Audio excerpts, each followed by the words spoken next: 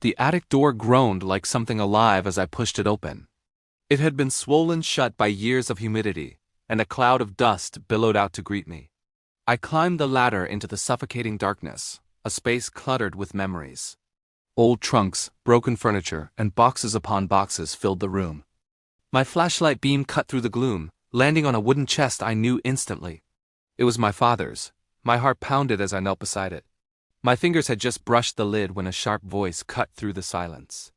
"Don't open that." I spun around. My sister Elara stood in the doorway, her face tight. "Why not?" I asked, my voice barely a whisper. "Because that chest isn't yours," she replied. "It belonged to Dad," I insisted. "And the music box is inside." Elara stepped forward, blocking my path. "Let me get it." "You wait downstairs," and that's when I knew. She wasn't trying to protect the music box. She was trying to hide something. A cold certainty washed over me. "No," I said, my voice quiet but firm. "Move, Mara," I said. I cut her off, my voice rising with a strength that surprised even me. "Move." For the first time in our lives, Elara actually flinched. Slowly, she stepped aside. With trembling hands, I opened the chest. There it was, the silver, engraved music box, just as beautiful as I remembered. But underneath it, something else. A stack of old letters tied with a faded ribbon. Letters written by our father. And they were dated after the night he supposedly disappeared. The air left my lungs. My heart froze solid in my chest. "He didn't leave us," I breathed, the words catching in my throat. "He was alive." For years. Ilara's eyes filled with panic. "Mara, listen." But I couldn't listen. All I could see was the lie. "You lied," I said, the accusation hanging heavy in the dusty air. "Mara, you lied to me for 15 years. Her voice finally cracked. I didn't have a choice. Back downstairs, the storm that had been brewing outside finally broke. Thunder rattled the old windows as I dropped the letters onto the dining table. "Start talking." Elara sank into a chair, her body trembling.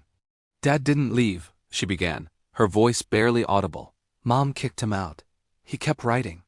He wanted to come back, but Mom—" She hid the letters. She hesitated, unable to meet my eyes. "Until she died. She forbade me to tell you." "She forbade you?" I snapped, my anger flaring. "You were 18, Elara. You could have told me." "Instead, you let me believe Dad abandoned me. You let me hate him my entire life." Tears streamed down her face. "You don't understand Mom's threats. What she could do." I slammed my palm on the table, making the whole room jump.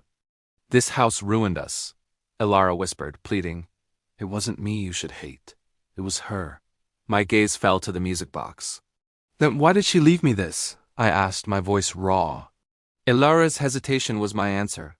"Mara, open it." I lifted the latch. A soft, familiar melody began to play, the tune my father always hummed to me before bed. Inside, I saw it. A second, hidden compartment.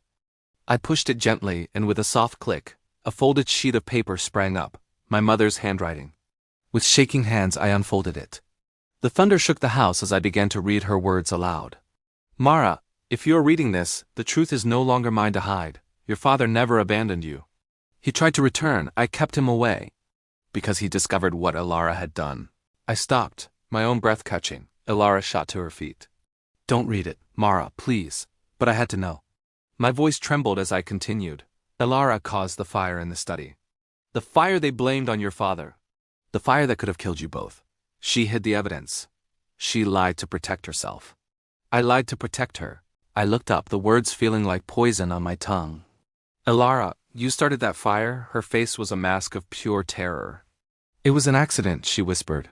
"I was 16. I knocked over a lamp. Dad panicked. He shouted at me, said he would tell Mom. I begged him not to. I was so scared." "So you let them ruin him?" My voice cracked, rising to a near scream. Elara was sobbing now, her whole body shaking. "I didn't want him to get in trouble. Mom said we had to keep the story straight, that it was just easier to blame him." And I believed her. I took a step back, horrified by the woman standing in front of me. "You destroyed him," I said, the realization hitting me like a physical blow. "And you destroyed me. Thank you for watching. If you want to know what happens next, make sure you're subscribed so you don't miss the next part. See you soon."